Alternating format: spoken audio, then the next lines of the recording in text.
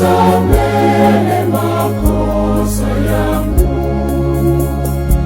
anitoe mashaka yote Maria yaliyomo moyoni mwangu.